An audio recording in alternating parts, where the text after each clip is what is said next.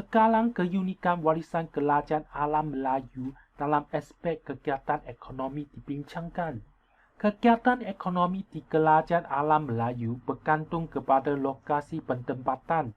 Perkembangan penempatan di sesuatu lokasi berlaku, kemudian mencolakkan jenis kegiatan ekonomi yang boleh dilakukan untuk menyala hidup dan menjalankan perdagangan. Yang berikut adalah 3 faktor utama yang mempengaruhi kemajuan kegiatan ekonomi. Pertama, kesuburan tanah. Kedua, sistem pengairan. Dan ketiga, pembinaan pelabuhan.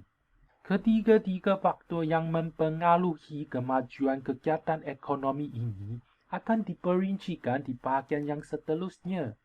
Faktor pertama, kesuburan tanah menggalakkan kegiatan pertanian. Kesuburan tanah terdapat di kawasan Sungai Mekong, Sungai Musi, Sungai Bengawan Solo, dan Sungai Perantas. Faktor kedua ialah sistem pengairan yang menggalakkan kegiatan pertanian. Kerajaan alam Melayu memiliki kemahiran mencipta sistem pengairan seperti membina pabrik dan membina sistem saliran. Sistem pengairan ini menggalakkan tanaman utama seperti padi, lembah latus, dan tanaman sampingan dapat ditanam sepanjang tahun.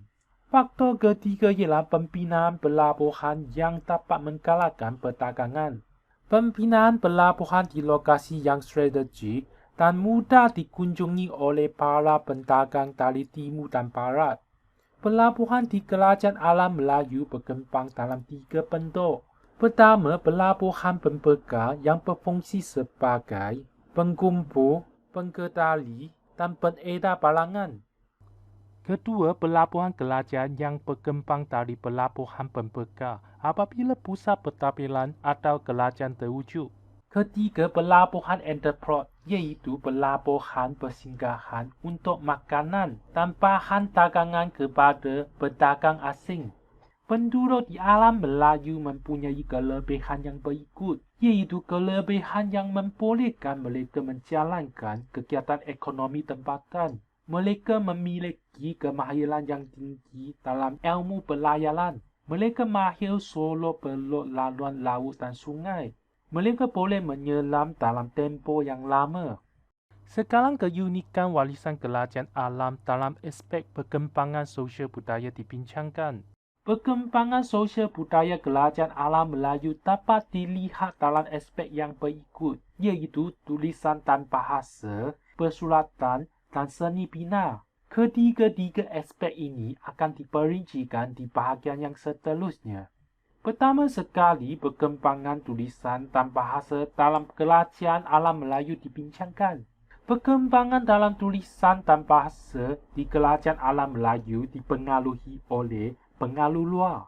Contohnya, tulisan Kawi dan Pahlawan dari India digunakan sebagai medium tulisan tempatan dan Sanskrit. Huruf-huruf Arab disesuaikan sehingga terbentuknya tulisan Jawi yang menjadi warisan sistem tulisan masyarakat Melayu sehingga kini. Mengenai perkembangan persulatan di kerajaan alam Melayu, persulatan hanya dapat dilahirkan setelah terdapat sistem tulisan. Melalui persulatan, keintelektualan dapat dipamerkan. Pada awalnya, persulatan berkembang dalam bentuk batu bersurat. Kemudian karya-karya dilahir dalam bentuk manuskrip. Perkembangan persulatan ini diwarisi dan diteruskan oleh kerajaan-kerajaan Melayu. Mengenai perkembangan seni bina di kerajaan alam Melayu, seni bina dihasilkan bagi memudahkan kehidupan, seperti dalam perkembangan kegiatan pertanian, pelayaran, perdagangan, dan keagamaan. Petukang-petukang kapal yang hatta dilahirkan di pesisiran pantai dan lembah sungai. Sekarang, keunikan warisan dalam amalan beragama di kerajaan alam Melayu dibincangkan. Agama memberi pengaruhan kepada kehidupan dan memperkaya kebudayaan tempatan masyarakat kerajaan alam Melayu. buktinya dapat dilihat melalui keunikan warisan dalam amalan beragama. Terdapat 6 keunikan warisan dalam amalan beragama, iaitu bersifat terbuka, bersifat toleransi. Agama menjadi simbol penyatuan raja dan rakyat. Golongan agama diberi tempat dan status yang istimewa. Candi besar dibina. Penyebaran agama Islam berlaku. Keenam-enam keunikan warisan dalam amalan beragama ini akan diperincikan di bahagian yang seterusnya. Pertama sekali, bersifat terbuka. Kepercayaan awal disesuaikan dengan penyebaran agama Hindu dan Buddha. Kemudian Islam tersebar secara amam. Anutan berbagai agama dalam masyarakat menggambarkan keunikan warisan kerajaan alam Melayu. Contohnya, pada masa yang sama, sebahagian masyarakat kerajaan Champa dan Angkor menganut agama Hindu dan sebahagian yang lain menganut agama Buddha. Kedua, bersifat toleransi.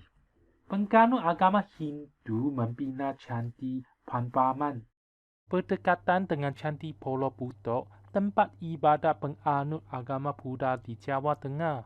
Mengenai agama menjadi simbol penyatuan raja dan rakyat. Raja memerlukan golongan agama kerana dapat menggugurkan kedudukannya di atas takhta kerajaan. Contohnya, golongan Brahmin berperanan besar semasa pertabaran raja.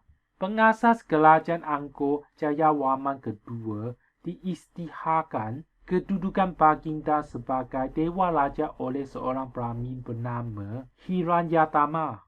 Mengenai golongan agama diberi tempat dan status yang istimewa. Golongan agama dilantik sebagai pentadbir dan penasihat pemerintah. Contohnya kerajaan Funan, Sriwijaya dan Angkor.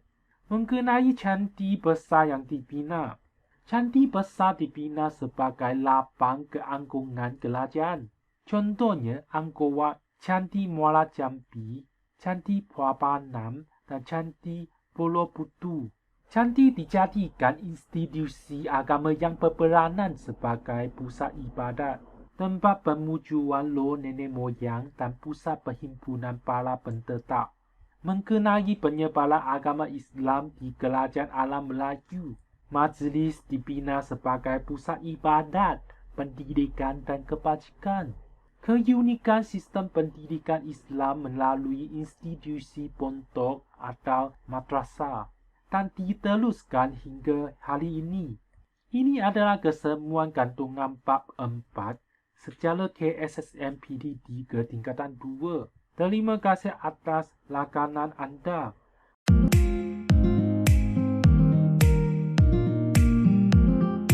Terima kasih kerana menonton video saya. Tolonglah share video ini kepada mereka yang memerlukannya. Jangan lupa memberi sokongan dengan subscribe channel saya. Sokongan anda adalah motivasi untuk saya meneruskan kerja penghasilan video.